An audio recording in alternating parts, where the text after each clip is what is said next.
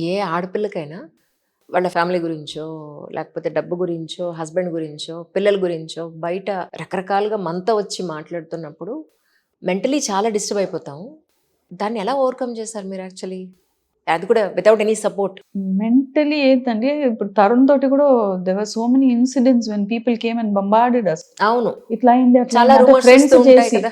Friends చేసినాక కూడా సరే ఫ్రెండ్స్ చేసినాక కానీ I won't tell the friends you are also part of it. అవును. You have to agree. Correct. అంతే కరెక్ట్. కదా. అవును. అవును. అంతే. తర్వాత వచ్చి చెప్పినప్పుడు లేదా కొంచెం సేపు వాట్ ఈస్ హ్యాపెనింగ్ అన్నది అయిపోతుంది. ఎక్కడైనా నా అప్బ్రింగింగ్‌లో తప్పయిందా అన్న ఒక ఫీలింగ్ వస్తది. But how long are you responsible? How far can you be responsible? మీరలా అస్సలు అనుకోవద్దు. As a lady. ఎందుకంటే అది పిల్లల విషయంలో నేను కూడా చూస్తున్నాను కదా! అందరూ అనుకుంటారు మనం పెంచేసాం, మనం పెంచేసామని. మన ద్వారా వాళ్ళు భూమి మీదకొచ్చిన మాట అంతే. వాస్తవం. అల్టిమేట్‌లీ వాళ్ళకి ఏం రాసిపెట్టిందో అంటే మళ్ళీ మనం కర్మ సిద్ధాంతానికి వెళ్ళాల్సిందే. ఎందుకంటే మనం చెప్పింది ఆళ్ళు చేయరు. మనం వద్దు అన్నది వాళ్ళు చేయకుండా ఉండరు. మనం చెప్పేది వాళ్ళు చచ్చిన ఇన్ఫర్మేషన్ వాళ్ళు ఏం చేస్తారో మనకు ఇన్ఫర్మేషన్ ఉండదు.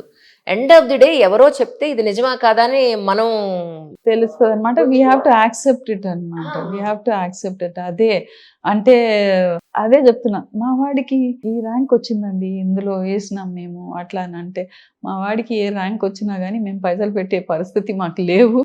సో మేము ఇట్లనే ఉంటాం.